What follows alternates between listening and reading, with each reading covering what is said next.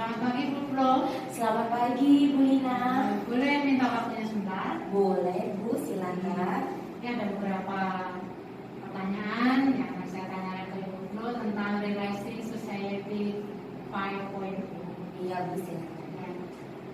Sekarang ini kan kita menghadapi tantangan society 5.0, terutama kita di dalam dunia pendidikan. Pertanyaan saya, tantangan apa yang dihadapi oleh peserta didik di masa yang akan datang yang berbeda dari masa lampaunya?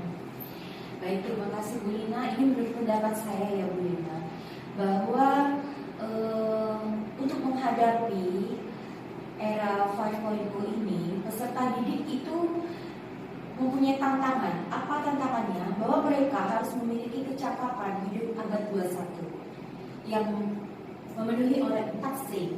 Jadi ada critical thinking, creativity, communication, dan collaboration. Kemudian tantangan berikutnya, peserta didik itu harus memiliki kemampuan 6 literasi dasar.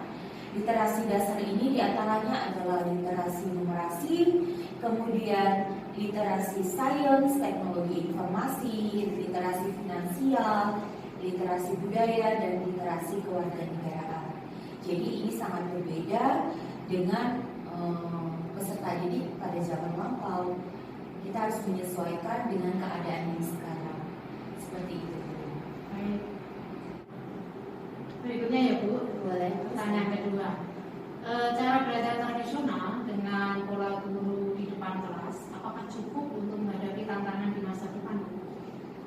Kalau menurut saya tentu saja tidak cukup ya Bu, apalagi kita sendiri pernah mengalami ketika teacher center itu kadang-kadang kita tidak maksimal dalam belajar, jenuh, kadang-kadang mencatat, jadi kurang eksplorasi.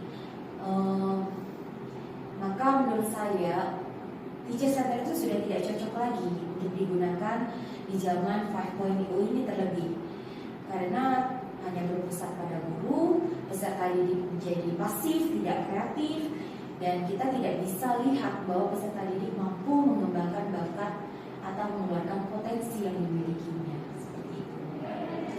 Kalau kita bandingkan dengan cara belajar siapa itu Vicky Naki, Iya, yang menguasai banyak bahasa ya. itu secara otodidak. Iya. Saya pernah Ibu membaca beberapa artikel, karena saya juga sangat tertarik dengan Vicky Naki kok bisa menguasai banyak bahasa dalam waktu yang singkat dan secara mandiri otodidak. Ternyata Vicky Naki di sana menulis bahwa keberhasilan atau pencapaian hasil belajar itu memang tergantung dari dalam diri kita sendiri, diri kita masing-masing. Jadi ketika kita belajar itu kita harus berusaha untuk membangun niat dan konsistensi. Misalkan di dalam menguasai bahasa itu membutuhkan banyak pengulangan dan konsistensi. Kemudian kita juga tidak bosan berlatih dan jangan pernah takut salah. Karena apabila kita takut salah itu bisa menghilangkan rasa kepercayaan diri dan akan menjadi ketakutan, sehingga dapat mengukur usaha kita itu untuk terus-menerus berkembang. Dan agar lebih maksimal dalam belajar, kita harus menemukan cara ternyaman untuk belajar. Jadi kita harus tahu metode apa atau model pembelajaran seperti apa yang cocok atau efektif untuk kita itu membuat kita merasa nyaman ketika kita belajar. Jadi kalau kita nyaman, otomatis hasil juga mungkin lebih maksimal ya Bu ya. Dan tentu saja kita bisa memanfaatkan media online seefektif mungkin. Misalnya ini untuk bahasa ada yang namanya Topedu, kemudian untuk matematika ada namanya GeoGebra. Jadi kita bisa memanfaatkan fasilitas-fasilitas dan media online tersebut. Seperti itu Bu. Baik Ibu. Baik Bu. Tadi dari segi peserta didik dalam rangka menghadapi tantangan di era ini. Sekarang kalau dari segi guru atau para pendidik, bagaimana para pendidik ini menyiapkan peserta didik menghadapi tantangan masyarakat 5.0 ini? Iya, menurut saya ya Bu ya. Berdasarkan beberapa artikel yang saya baca juga dan mungkin dalam menerapkannya dalam lingkungan kerja juga, bahwa pendidik itu harus mampu untuk mengubah paradigma pendidikan, yaitu kita harus meminimalkan peran sebagai learning material provider. Jadi sebagai seorang pendidik seharusnya itu kita mampu menginspirasi bagi tumbuh kembangnya kreativitas peserta didik. Kemudian pendidik juga berperan tidak hanya sebagai fasilitator, tetapi juga harus sebagai tutor dan juga penginspirasi serta pembelajar sejati. Jadi pendidik juga harus terus belajar, apalagi zaman terus berganti. Jadi kita harus terus belajar, tidak boleh lelah belajar, dan juga kita juga harus mampu untuk memotivasi peserta didik. Nah, pendidik itu juga harus bisa memilih model pembelajaran yang tepat, yang sesuai dengan kebutuhan peserta didik.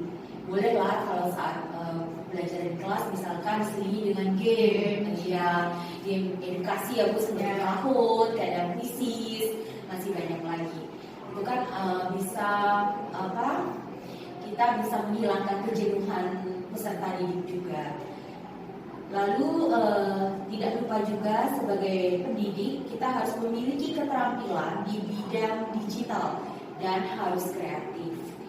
Maka intinya Bu, menurut saya bahwa pendidik itu harus memiliki kecakapan hidup abad 21, yaitu kepemimpinan, literasi digital, komunikasi, kecerdasan emosional, kewirausahaan, kewarganegaraan global, kerja tim, dan juga pemecahan masalah. Seperti itu Bu. Baik Bu, terima kasih. Pertanyaan terakhir ini Bu. Iya Bu. Bagaimana pendapat Ibu tentang di YouTube itu kan ada 2 anak SD di Bali yang kampanye zero plastik atau nol plastik. Gimana menurut pendapat Ibu? Oh, yang video berjudul Our Campaign to Ban Plastic Waste di Bali? Ya. Iya. Itu sangat luar biasa Bu. Saya benar-benar kagum. Ternyata anak SD itu tuh bisa berpikir kreatif dalam memecahkan masalah yang terjadi di lingkungan sekitar. Kemudian anak-anak ini juga peduli dengan lingkungan sekitarnya. Karena kalau tidak salah saya lihat di videonya mereka itu bersekolah di Green School ya Bu ya. Green School itu kan memang sangat bersahabat dengan alam. Dan yang paling luar biasa menurut saya, mereka itu memiliki komitmen. Mereka terus mencoba mencapai hasil yang diinginkan meskipun mengalami kegagalan berulang kali, pantang menyerah. Jadi ini yang mungkin jarang sekali terjadi ya untuk anak-anak zaman sekarang, sehingga mereka sangat memerlukan motivasi yang luar biasa. Dan yang saya banggakan juga bahwa kedua anak SD ini ternyata meskipun mereka masih di sekolah dasar, mereka mampu menjadi agen perubahan yang tentunya sangat bermanfaat bagi orang banyak. Seperti itu. Baik, terima kasih Bu Pro atas pendapatnya. Pendapat Ibu sungguh luar biasa dalam mengedukasi kita semua.